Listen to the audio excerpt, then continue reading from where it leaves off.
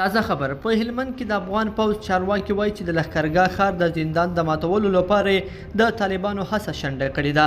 د 215 میوند قلي اردو قماندان جنرال سمیع سعادت خبریالانو ته ویلي اوس طالبان د محبس له شاوخوا سیمو څخه په شا شوي دي. نن سهار وختي طالبانو د لښکرګاه پر محبس باندې کوښښ وکړ چې حمله وکړي. څو ماینونه یې هم د دیوال شاته واچول خو وی نه شوی کولی چې محبس ته داخل شي. طالبان هماغلته مړه شول، مړي یې هم پراته وو او شکست یې وخوړ او ولاړل. په لښکرګاه کې له پرون راهیسې طالبان او افغان ځواکونه په جګړه بوخت دي. د دفاع وزارت مرستیال ویاند فواد امان پر خپله ټویټر پاڼه لیکلي چې د طالبانو پر ضد عملیات پیل کړي دي او ادعا کوي چې له پرون راهیسې بیا طالبان وژلي دي.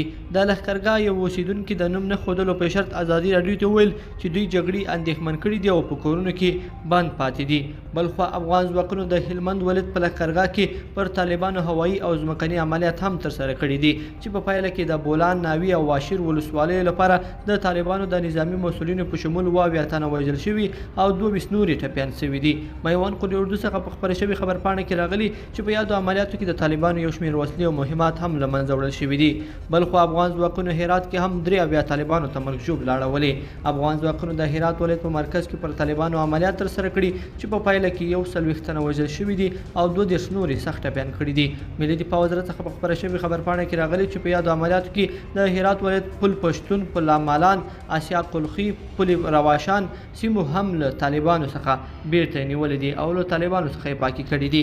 لیدونکو په دې هیله چې دا مطلب به مو تر پایه راسره لیدلی وي. که مو دا ویډیو خوښه شوې ویډیو لایک کړئ او چینل ضرور سبسکرایب کړئ. تر بلې ویډیو پورې ښه وخت.